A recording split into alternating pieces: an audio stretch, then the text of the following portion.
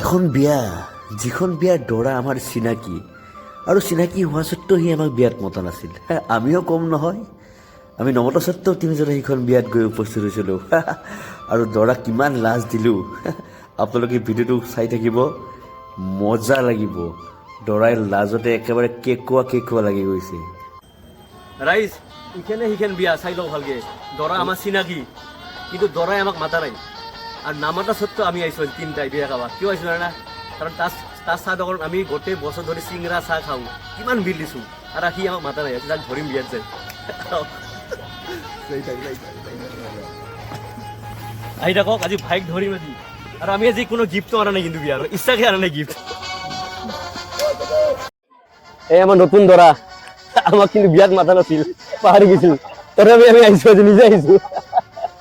আচলতে কি জানে, মানুহ মনটো মিলিলে নামাতিলে আহিব পাৰি না। কিছুমানে বিয়াত চিঠি দিয়ে, তথাপি নাহো, কিন্তু ভাই চিঠি দিয়া নাই, নিজে আহিছো। কিয়? কাৰণ ভাইক ভাল পাওঁ। ভাল লাগিল নাই, একো নহয়, এইটো বিয়াত হয়। তাৰ ব্যস্ততা বিয়াত মাতবা নোৱাৰি, এইটো বেয়া পোৱা নাই। আৰু আমি তোক ভাল পাই কাৰণে গোটেইকেইটা নিজে আহিছিলো। আমি বিজুৰে ফোন কৰিছিল, নিজে আহিছো। গতিকে ৰূপেন্দ্ৰ আছে মোৰ লগত, গতিকে ভাইক আশীৰ্বাদ দিব যাতে নেক্সট 15 বছৰ আমাক মাতবা পাৰে।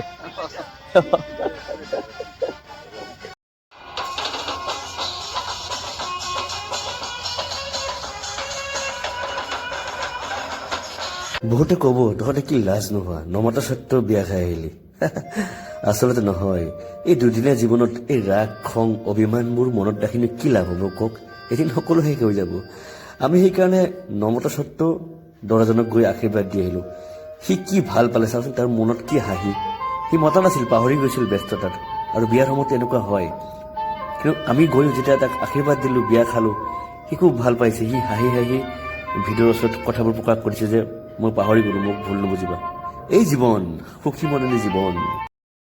অৱশেষত ভিতৰত থকা ৰাগ অভিমান ঘৃণাবোৰ দলিয়াই পেলাই দি বিয়াখন খাই হাঁহি মনেৰে ঘৰলৈ উভতিলোঁ। সকলোৱে ভালে থাকক, সুস্থ থাকক। যাবি না? ফটো দিছো। বিয়া খালো আজি, আমি নামটা বিয়া খালো, বিৰাট ভাল লাগিল।